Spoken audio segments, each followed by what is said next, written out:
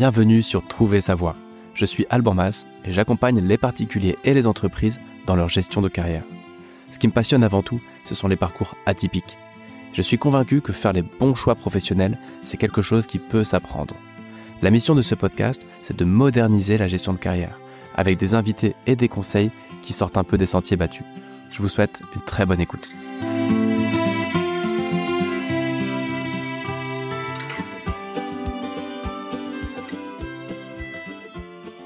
Bonjour à tous, bonjour à toutes, bienvenue pour ce nouvel épisode de Trouver sa voie. Nous sommes le 3 avril 2024 et aujourd'hui, nous allons parler de la peur. Cette peur qui peut nous tenir au corps, qui peut nous empêcher d'agir, qui peut nous faire des nuits blanches.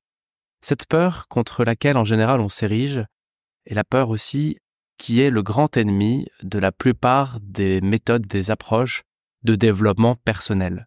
En général, le conseil par rapport à tout ça, c'est sors de ta zone de confort, dépasse tes peurs, ose. Et je crois que ça peut être utile de sortir de sa zone de confort. Mais l'ennui, c'est que parfois, on reste coincé dans une zone d'inconfort et ça nous fait porter moins de fruits. Et donc la peur, je crois que c'est une émotion qui mérite d'être écoutée, qui mérite d'avoir sa place dans tout notre panel d'émotions.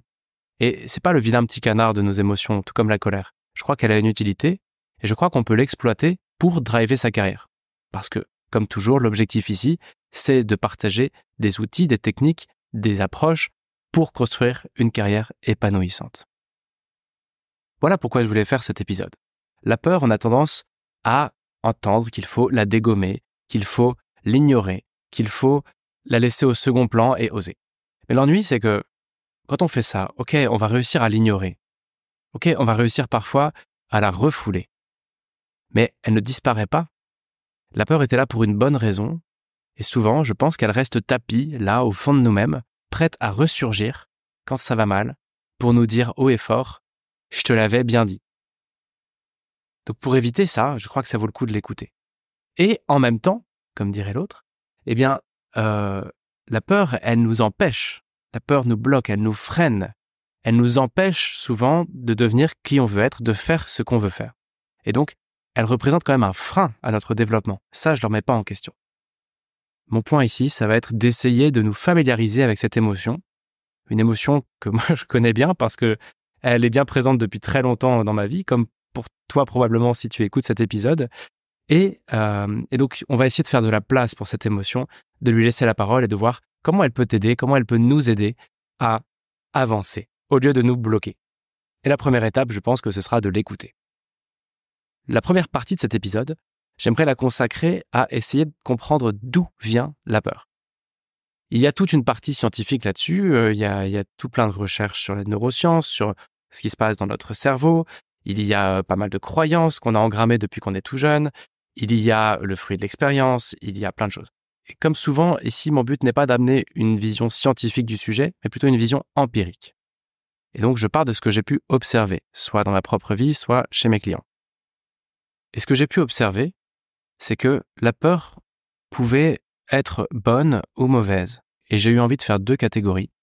De parler d'abord des peurs qui sont malsaines, et puis de parler des peurs qui sont saines. Et c'est sur celles-ci qu'on pourra travailler principalement. Commençons par les peurs malsaines. Il y a quelque chose qu'on apprend en coaching qui s'appelle des émotions raquettes. Alors pas comme une raquette de tennis, mais comme un racket, comme le petit gamin qui se fait racketter à la sortie du lycée. Il y a une première définition qui consiste à parler de chantage. C'est quand on utilise ses émotions pour obtenir quelque chose de force de quelqu'un.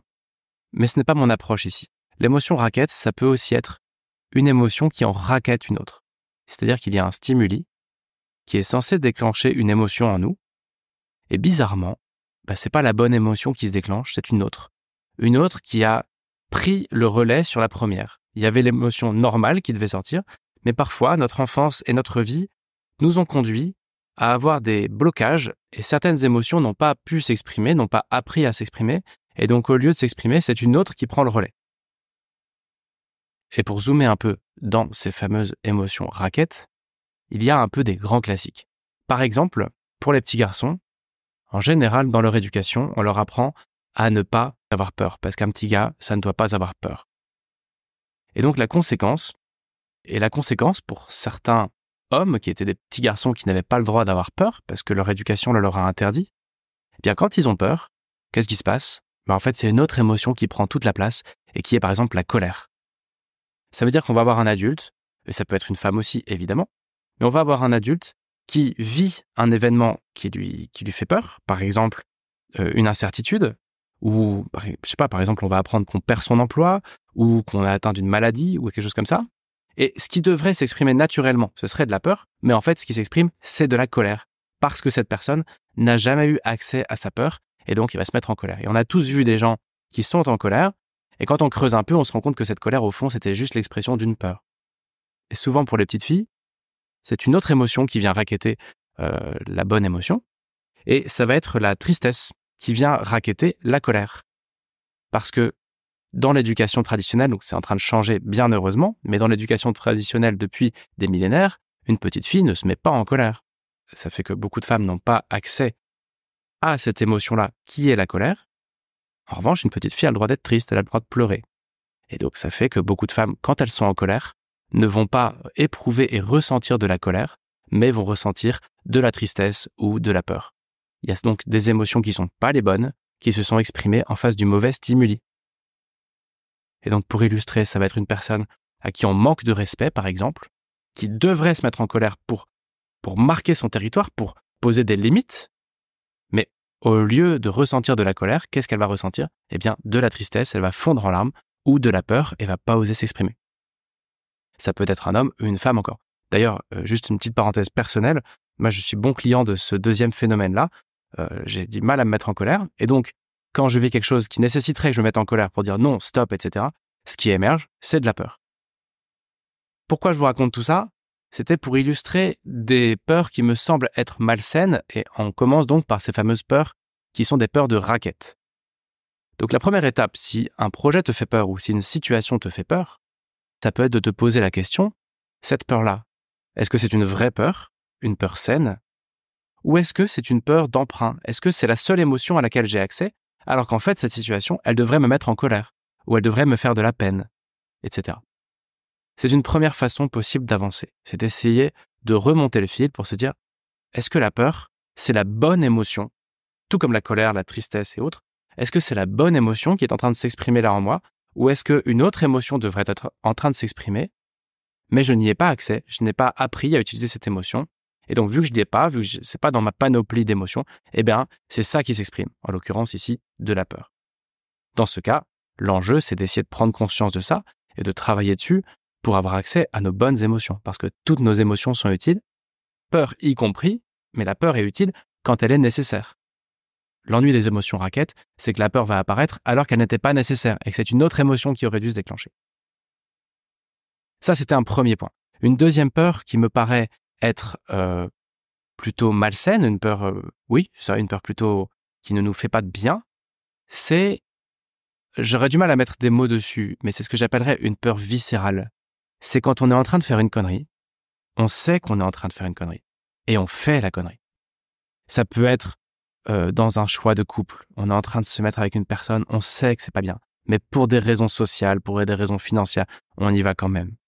Ou c'est trop tard, on sait déjà paxé, ou que sais-je. Ça peut être dans le boulot, je suis en train d'accepter cette offre, je sais que c'est mauvais pour moi. C'est même pas qu'il y a de la surprise, je verrai bien, c'est non, je sais que je suis en train de faire une bêtise. Ou je suis en train de me former, et je sens au fond de moi, j'ai une peur grandissante qui est au fond de mes tripes.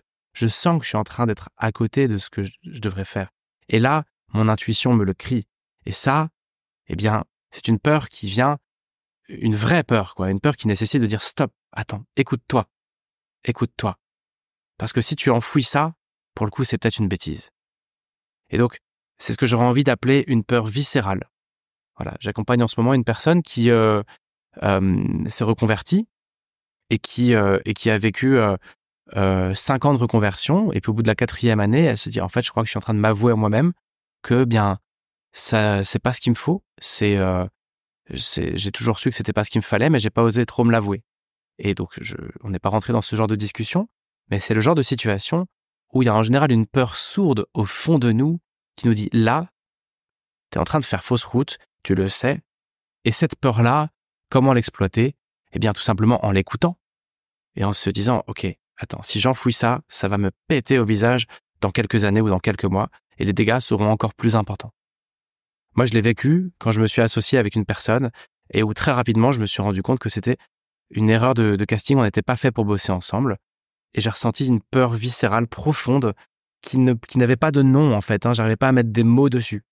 En revanche, j'ai su que j'étais en train de faire une connerie. Et heureusement, j'ai pu écouter ça et ça a été très violent. Il y a eu beaucoup de dégâts, mais pour l'autre personne comme pour moi, mais je me suis dégagé de cette association très rapidement.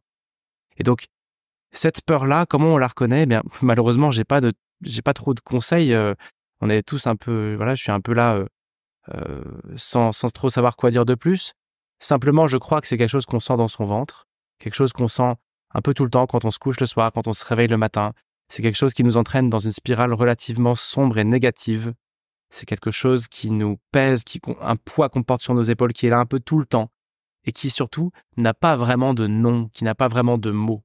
C'est difficile de dire voilà, c'est ça qui me fait peur. Non, c'est plus une impression générale, viscérale, une fois de plus, d'être en train de faire quelque chose de pas bon, de pas bien. Un peu comme si notre morale personnelle nous rappelait à l'ordre en disant attention, c'est immoral ce que tu fais. C'est pas immoral pour les autres, c'est immoral pour ton hygiène personnelle, pour ton système de valeurs personnelles. Voilà. Et cette peur-là, je crois que c'est une peur malsaine, mais qu'il faut l'écouter et puis pouvoir essayer de comprendre qu'est-ce qui fait qu'on est dans une telle spirale, qu'est-ce qu'on n'est pas en train d'écouter. Et je parle pas ici de faire un choix radical, de tout arrêter, mais simplement d'avoir la fragilité et l'humilité de se dire « Ok, là, il y a une trajectoire qui est pas bonne, je n'arrive pas à mettre des mots dessus, et je vais me faire quelques jours de retraite, que ce soit en psycho, une retraite spirituelle, quelle que soit l'approche spirituelle, mais ça peut être de la méditation, mais voilà, c'est comment est-ce que je peux créer les conditions qui font que je vérifie ma trajectoire là, parce que je suis quand même en train de faire quelque chose qui me crée une boule au ventre, quoi. Voilà, ces deux peurs-là, je crois que ce sont des peurs relativement dangereuses et malsaines. Les peurs émotions raquettes et la peur viscérale. Maintenant, je crois qu'il y a des peurs qui sont extrêmement positives. C'est ce que j'ai envie d'appeler des peurs saines. Alors, en haut du podium de ces peurs saines, il y a la peur de tout nouveau projet ambitieux. Si tu fais quelque chose de nouveau, quelque chose d'ambitieux, même si tu ne fais pas de bêtises, même si c'est le bon projet pour toi, eh bien, ça fait peur. Chaque première fois et chaque projet ambitieux crée un trac. Et ça, c'est normal. Et ici, comment est-ce qu'on peut utiliser ça comme une boussole? C'est justement de se dire, est-ce que ce que je fais, c'est assez ambitieux? Parce que si j'ai vraiment pas peur du tout, mais si ça me fait rien du tout, est-ce que j'aurais pas pu aller un cran plus loin dans mon ambition? Parce que ça, c'est normal. N'importe quel artiste qui monte sur scène, n'importe quel podcasteur qui prend son micro, n'importe quel entrepreneur qui lance ses statuts et qui crée sa boîte, n'importe quel manager qui se retrouve à manager pour la première fois, n'importe quelle première fois, n'importe quel projet un brin ambitieux génère une peur, une forme de trac, et ça, il n'y a rien à faire avec, à part se dire « cool, j'ai un peu peur, donc c'est que c'est ambitieux ». Ça peut être une boussole qui vous dit « là, j'ai un trac parce que ce que je fais, ça me dépasse un petit peu ». Et puis après, dans les peurs que j'ai envie d'appeler saines, il y a toute la panoplie des peurs classiques. La peur de l'échec, la peur d'être rejeté, qui va souvent avec, la peur de l'inconnu, la peur du changement, la peur de stagner, la peur de prendre une mauvaise décision, la peur de parler en public, la peur de ne plus avoir d'argent, la peur de l'insécurité financière. Et puis évidemment, c'était le sujet de la semaine dernière sur le syndrome d'imposture, la peur de ne pas être à la hauteur d'une relation, à la hauteur de responsabilités professionnelles, à la hauteur d'une reconversion, à la hauteur d'un projet.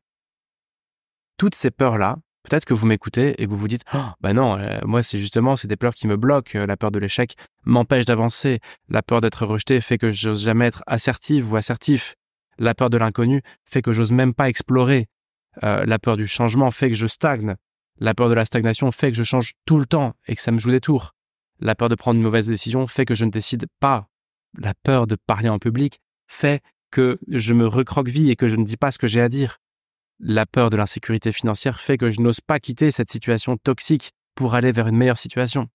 La peur de ne pas être à la hauteur ruine ma vie entière. Ça, je ne le remets pas en question.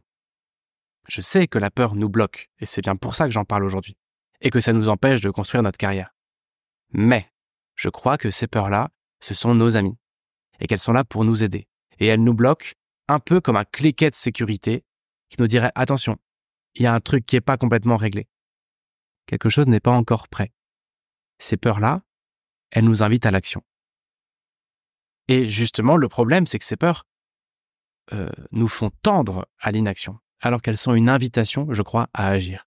Et je vais essayer de développer un peu comment je pense qu'on peut agir avec tout ça. Alors, pour comprendre comment agir avec toutes les peurs que je viens de lister, il faudrait d'abord revenir sur qu'est-ce que c'est que la peur. La bonne peur, j'entends, la peur saine. Qu'est-ce que c'est que cette émotion? Et on pourrait parler d'ailleurs sur ce micro de chaque émotion, ce serait intéressant. Mais moi, comme la peur m'a toujours collé à la peau et comme elle m'a toujours bloqué, c'est l'émotion sur laquelle j'ai le plus travaillé, le plus creusé ces dernières années, ex aequo avec la colère et donc, ou plutôt l'absence de colère. Et donc, j'ai essayé de comprendre comment fonctionne la peur. Et dans mes petites recherches, à force de lire des livres, de regarder des blogs, de voir des influenceurs qui parlent de ça, surtout des scientifiques, eh bien, j'ai fini par comprendre une chose. La peur est une émotion dont le rôle est de nous protéger. Ça, c'est pas un scoop. Notre cerveau reptilien est là pour nous rappeler que tout ce qui est dangereux, inédit, un peu rupturiste, un peu insécure, hop, représente un risque, donc déclenche de la peur, donc on se protège et on n'agit pas. Ça, c'est notre histoire de l'évolution de l'homme, au fond. Donc la peur est là pour nous protéger, mais évidemment, elle peut nous bloquer. Et donc, on va essayer de l'utiliser à bon escient en craquant l'équation de qu'est-ce que c'est que la peur. Et j'y arrive enfin. La peur, c'est une émotion qui nous dit deux choses. Elle nous dit quelque chose va arriver pour lequel tu n'es pas encore préparé. Et je vais lentement exprès ici pour bien poser cette équation tranquillement sur la table. Quelque chose va arriver pour lequel tu n'es pas encore préparé. La peur, c'est donc un mix de deux facteurs, une équation à deux inconnus, et quand ces deux inconnus prennent de la place, la peur monte. Quelque chose va arriver, c'est quoi? C'est un fort taux de probabilité. En d'autres termes, quelque chose dont tu es sûr que ça n'arrivera pas ne te fait pas peur. Si tu écoutes cet épisode, il est probable que tu n'aies pas peur de recevoir une bombe nucléaire lundi prochain qui atterrit dans ton jardin. La raison pour laquelle tu n'as pas peur de ça, et pourtant ce serait évidemment un cataclysme, tu n'as pas peur parce que la probabilité que ça arrive, elle est de quasiment zéro. Et au fond de toi, tu le sais. Autre exemple, il est probable que tu n'aies pas peur du tout de devenir trapéziste au cirque Zavata ou Pinder de Melun pour la saison 2025. Pourquoi? Pourtant, c'est hyper précaire, c'est le cirque, etc. Pourquoi tu n'as pas peur de ça? Parce que ça n'arrivera jamais. Alors, sauf si justement, toi qui écoutes, tu voulais faire ça. Mais c'est très peu probable. Et donc, on a ici bien un paramètre qui est le risque, la probabilité qu'un truc arrive. Si cette probabilité est forte, eh bien, la peur commence à monter. Mais c'est pas le seul paramètre, il y en a un deuxième. S'il y a juste un fort taux de probabilité, mais que tu es préparé, tout va bien. Donc, il y a bien deux paramètres. Quelque chose va arriver pour lequel je ne suis pas préparé. Qu'est-ce que ça veut dire, je ne suis pas préparé? C'est voilà, si je me fais agresser, je ne suis pas en mesure de riposter. Si je perds mon emploi, je ne suis pas en mesure de survivre ou de trouver un boulot rapidement. C'est bien une incapacité qu'on ressent à gérer le truc qui pourrait arriver dans le début de l'équation. Donc si je résume un peu, si quelque chose a très peu de chances d'arriver, mais qu'on est incapable de le gérer, il n'y a pas de peur. Si quelque chose a d'énormes chances d'arriver, mais qu'on est capable de le gérer, il n'y a pas de peur. Par exemple, il est probable que vous n'ayez pas peur de prendre l'avion. La probabilité de prendre l'avion dans les 5 prochaines années, elle est très haute. Bon, même si en ce moment, on a une approche un peu écologique qui fait que c'est peut-être pas le bon exemple, mais il est probable que vous preniez l'avion d'ici 5 ans. Donc, ça pourrait générer de la peur. C'est une forte probabilité, très probable. En revanche, vous pouvez le gérer. Vous avez confiance dans tout le système d'aéronautique et vous savez, grosso modo, il n'y a pas d'accident dans les avions, etc., etc. Donc, un niveau de probabilité très haut, un niveau de maîtrise très haut, donc pas de peur. Et une fois qu'on a dit ça, ça ouvre énormément de possibilités. Qu'est-ce que ça veut dire? Ça veut dire que tant que la peur est là, peur de l'échec, peur d'être rejeté, peur de parler en public, peur de l'insécurité financière, blablabla, blablabla. Tant que la peur est là, c'est que quelque chose risque d'arriver ou et que tu n'es pas prêt si ça arrive. Si par exemple ta reconversion te fait peur ou ton évolution professionnelle te fait peur, c'est qu'il y a de grandes chances que ça arrive. Et surtout que tu n'es pas du tout prêt ou pas du tout prête aujourd'hui pour le faire. Au lieu de se dire « Oh là là, ma peur me bloque », non, la peur est là pour t'inviter à dire que tant que la peur est là, ton boulot, c'est agir. Une décision éclairée, c'est une décision qui apporte de la paix au fond de soi et non pas de la peur. Et une décision dans laquelle on se dit « Même si je dois me planter, je suis prêt ou je suis prête. Même si je dois me planter, c'est ça que je veux planter et je saurai comment gérer. » Donc je ne sais pas si je suis très clair ici, mais vraiment j'insiste sur le fait de dire quand il y a de la peur, c'est une invitation à faire, invitation à explorer, invitation à creuser soit le taux de probabilité, et on va y revenir, soit notre niveau de capacité et de contrôle et de clairvoyance, et on va y revenir. Alors commençons par le plus rapide, le premier facteur, le haut niveau de probabilité.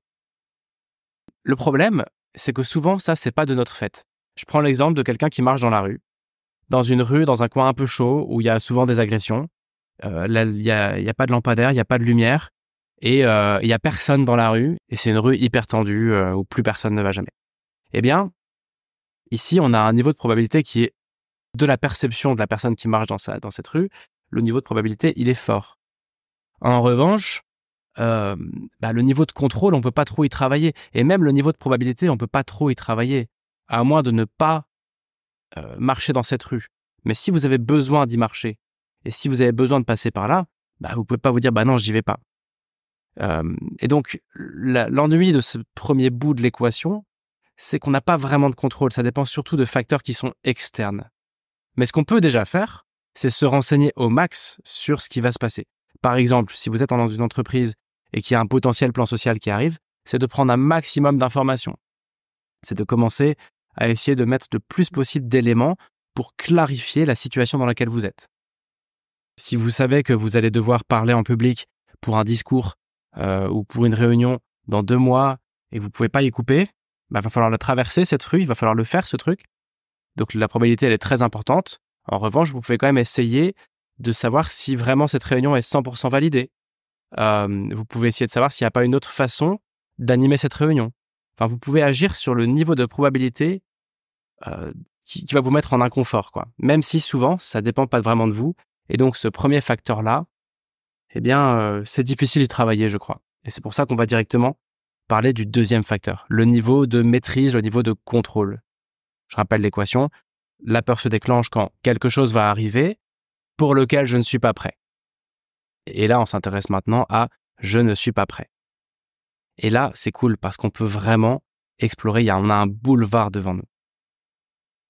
Quand on a un faible niveau de contrôle, la première étape, je crois, c'est de se dire « sur quoi est-ce que j'ai besoin de me préparer ?» Sur quoi cette peur se déclenche parce que je ne suis pas prêt ou pas prête? Sur quels aspects je ne suis pas prêt ou pas prête? Prends un exemple, je vais devoir chercher un boulot bientôt parce que je vais perdre mon boulot et je suis pas prêt. Ok. Sur quel aspect de la recherche d'emploi je ne suis pas doué?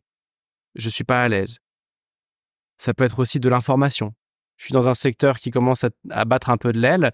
Il y a un grand risque que d'ici 5 ans, je sois dans un placard et ça va forcément arriver et je suis pas prêt à rebondir. Ok. Le sujet, ce sur quoi on a à travailler, c'est comment je peux me déplacardiser, comment je peux me sortir de ça. Le cas typique, c'est sur une reconversion. J'ose pas trop me lancer. Non, ne te lance surtout pas. Si tu dis ça, c'est qu'il faut pas y aller. Sauf si c'est juste l'ambition qui te fait peur. Mais si tu ressens que tu as de la peur, parce que finance, parce que tu connais pas encore assez le truc, parce que tu sais pas si tu es au niveau, ne te lance pas. Travaille le truc, agis. Et donc là, la meilleure technique, je pense, et c'est toujours la même à longueur de semaine que je répète au micro, c'est la rencontre. C'est d'aller chercher des informations. Tu veux savoir si ce boulot te permettra de vivre correctement? Va voir 3 personnes qui font ce boulot. Tu veux savoir si tu seras employable dans ce secteur d'activité? Va voir 3 personnes qui bossent dans ce secteur et qui vont te dire si tu es employable et comment devenir employable.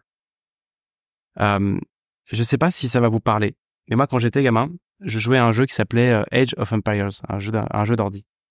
Et dans ce jeu, on incarne un petit villageois qui se promène sur une carte et qui va construire un empire peu à peu. Et dans la carte, il y a une zone qui est la zone défrichée, la zone autour du villageois qui est toute petite, et on voit bien ce qui se passe. On voit les dangers, on voit les ressources possibles, on voit les ennemis, on voit les animaux, on voit tout ce qu'on peut faire dans cette toute petite zone. Et puis, il y a une deuxième zone qui est immense, qui occupe tout le reste de la carte, et cette zone, elle est plongée dans le noir. Et la première chose qu'on doit faire quand on est ce villageois dans ce jeu, c'est créer 2-3 nouveaux villageois qui vont aller explorer cette zone-là pour enlever tout le noir, tous les dangers, toutes les incertitudes et pour trouver les ressources. Et c'est ça que je vous invite à faire quand vous avez peur. C'est de se dire, cette peur, elle est légitime. Ton villageois, si tu l'envoies dans le noir comme ça, direct, il va mourir. Donc, c'est légitime. Cette peur, elle est saine. Merci, heureusement qu'elle est là. Maintenant, il t'appartient d'aller explorer tranquillement toutes les zones d'ombre, que ce soit financier, compétences, quoi que ce soit, y compris, pourquoi pas, si tu es intéressé par une boîte et qu'on te propose un job et que tu te dis « Ah, je sais pas à quoi ressemble la culture de cette entreprise, j'espère que je fais pas une bêtise, j'espère que je vais pas tomber sur un boss toxique, des collègues toxiques. » Mais vas-y, prends un café avec un futur collègue. Explore la carte. Et c'est vraiment ça mon message aujourd'hui, c'est de dire la peur est là non pas pour te bloquer, mais la peur est là comme une boussole pour te dire soit trop cool, ton projet est ambitieux, c'est normal que tu aies le trac, soit pas prêt, tu n'es pas prêt. C'est normal que tu aies peur, tu n'es pas du tout au niveau. Et là-dessus, j'ai envie de dire, moi je suis assez effaré par notre flemme d'aller explorer. C'est-à-dire qu'on est parfois prêt à se reconvertir. Et j'en ai vu plein des situations comme ça. Quelqu'un qui va être devenu prof du jour au lendemain, qui a même pas pris la peine d'aller parler avec 3-4 profs, quoi.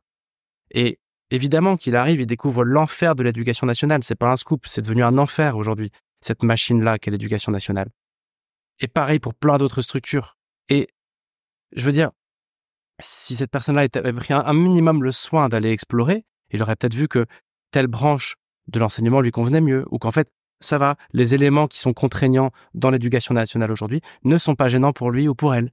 Mais il y a une vraie responsabilité à se bouger les fesses et à aller explorer. Et aujourd'hui, on a tendance à soit enfouir nos peurs et dire « Ok, ma peur, je l'écoute pas, elle me fait trop peur, donc je fais rien, je suis bloqué. » Mais ça va nous péter à la gueule un jour.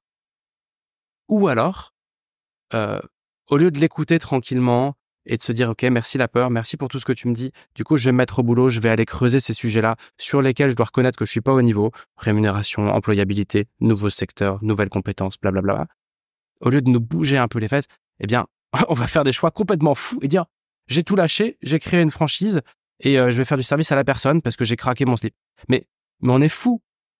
On est fou. La peur, heureusement qu'elle nous retient. Et en revanche, je ne sais pas pourquoi, mais on a cette sorte d'ego qui nous dit « Non, je ne vais pas aller demander conseil.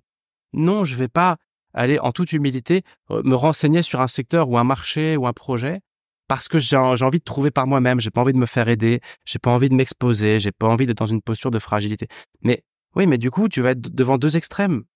Soit un extrême immobilisme, soit un choix complètement fêlé, en fait, de partir bille en tête dans un truc que tu n'es pas allé vérifier. Et là, je suis un petit peu... je m'énerve un peu tout seul, mais parce que j'ai plein de clients moi, qui viennent me voir et qui me disent, voilà, je me suis lancé là-dedans parce que j'ai cru que c'était bien, et puis en fait, c'était pas bien. Et t'es allé vérifier un peu? Bah non, non, j'ai voulu la jouer solo. Ah ouais. Mais la peur, elle était là pour te protéger. Et en fait, voilà, c'est un peu ça mon message. C'est-à-dire, notre peur, elle nous dit pas encore. Elle nous dit pas non. Elle nous dit ça risque d'arriver, ça c'est cool. Ou c'est pas cool d'ailleurs, ça dépend de ce qui va arriver. Et elle nous dit attention, si ça arrive, c'est pas prêt. Donc vas-y, prépare-toi. Prépare-toi. Et là, je parle pas de faire des trucs énormes. Mais je sais pas, si on a peur d'entreprendre, une façon de se préparer, ça peut être de commencer à rencontrer des clubs d'entrepreneurs, des structures comme la BGE, comme la CCI, comme Réseau Entreprendre, des incubateurs. Juste d'aller se familiariser, d'aller explorer la carte en fait. Si on veut devenir ébéniste, eh bien, c'est tout simplement d'aller faire un petit stage ou d'aller travailler, d'aller rencontrer 2-3 ébénistes, comprendre. Et en fait, au lieu de ça, je trouve qu'on a beaucoup tendance à cogiter et se dire j'y vais ou j'y vais pas. Et si on n'y va pas, on se sentira frustré. Et si on y va, on n'avait pas tous les éléments. Et c'est bien pour ça qu'on avait peur. Donc voilà, c'était un petit peu mon message aujourd'hui.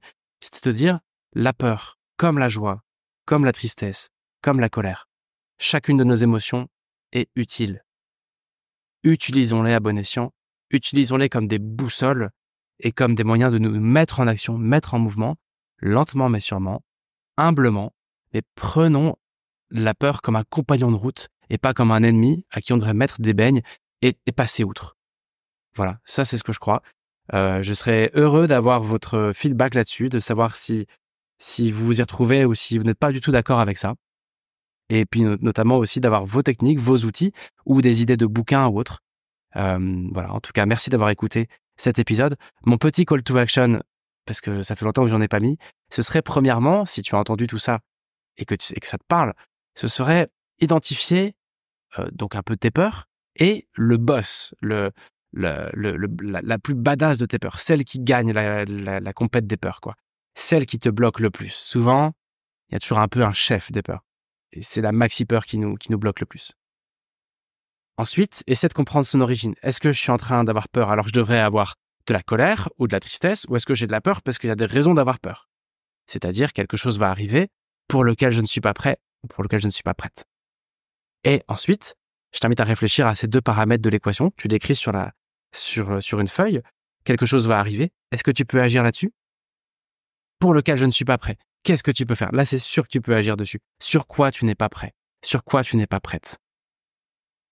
Identifie des leviers, des éléments que tu peux débloquer, sur lesquels tu n'es pas encore assez affûté et sur lesquels tu pourrais enlever la part de doute, de mystère ou d'incompétence si c'est juste un manque de compétence. Ou plutôt monter en compétence, c'est mieux dit, si c'est juste un manque de compétence. Après, juste à ça se rajoute le problème de l'estime de soi qui vient tout fausser, mais là, c'est pas le but d'en parler aujourd'hui, je ferai un épisode dédié. Mais tout ce que j'ai dit là, c'est quand on a des peurs qui ne sont pas trop impactées par des problèmes d'estime de soi, qu'on est plutôt dans des problèmes de confiance en soi que d'estime de soi. Mais j'y reviendrai parce que on peut pas tout couvrir sur un épisode et ça fait déjà 40 minutes que je suis au micro. Et puis ça va finir par saouler tout le monde. Donc je m'arrête là. Mais merci de votre fidélité et puis à bientôt pour un nouvel épisode. Et n'hésitez pas à me proposer aussi des invités si vous avez des gens intéressants que vous aimeriez voir passer au micro sur l'avenir du travail, sur la gestion de carrière, sur le discernement. Voilà, je suis preneur d'idées. Allez, passez tous une belle semaine à non pas lutter contre vos peurs, mais marcher main dans la main en bonne intelligence avec cette bonne amie au fond qu'est la peur. Allez, ciao. Si cet épisode vous a plu, n'hésitez pas à le partager à une personne qui pourrait en avoir besoin. Et si vous avez besoin de conseils de carrière pour vous-même ou pour vos collaborateurs, vous pouvez me retrouver sur albanmas.com.